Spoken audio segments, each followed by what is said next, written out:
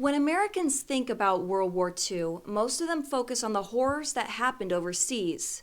But it drastically changed America's home front as a government, a nation, and culture. And right now, as we're facing one of the greatest national struggles we've had to confront since World War II, historians say that taking a look back is our best bet for going forward. The mid-20th century saw a broken America. Americans had lived through war, disease, federal tyranny, domestic terrorism, organized crime groups, and to top it off, a depression that impoverished over 20% of the population in just 2 decades. Americans were as divided as ever when Pearl Harbor was attacked, an event that Penn State instructor Jared Frederick said shocked us into unity. That sense of solidarity was something necessary not only for the sake of democracy itself, but the free world as people knew it at that time.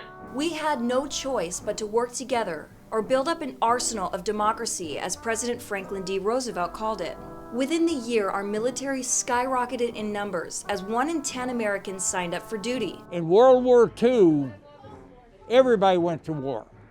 I mean, everybody went to war. Everybody was fighting. Harry Kreis, a World War II veteran, recalls signing up at only age 17. We went down in May before we ever graduated. A whole bunch of us went to Altoona and signed up to get into service. And Americans who didn't go to fight helped from home.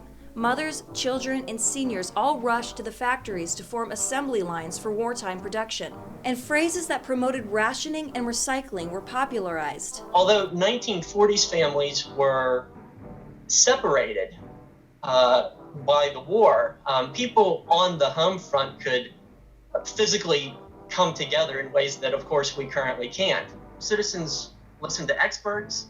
They accepted sacrifices in the name of a greater collective good. And the sacrifices we made back then aren't so different from the ones we are making now. As a nation, we're being asked to work together by staying home. Business owners being forced to close or repurpose their facilities are in their own right soldiers drafted to the cause, simply lending a helping hand, whether it's food or comfort for those who need it most. During World War II, the cause was clear. The fight was moral, and the enemy was human. It was evil. Now it's not so black and white.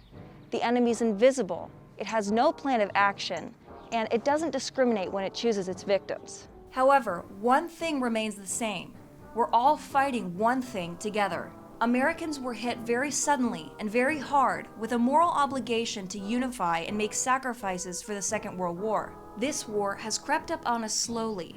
But like World War II, it has the potential to change life as we know it. I fully suspect that our current crisis will do much the same in regard to politics, healthcare, infrastructure, communication, and how we respond to national emergencies. Yet, if you ask a veteran like Harry, who's lived through both, he might surprise you with his optimism. Nowadays, I think that they can solve anything. Nowadays, it just takes a little bit of time, but there are so many really smart people. Right now, America might be as divided as the mid-20th century. But if Americans were able to pull together and make sacrifices 75 years ago, there's nothing to stop America from uniting to do the same to overcome this pandemic with what we know now. Darby Sparks, WTAJ News.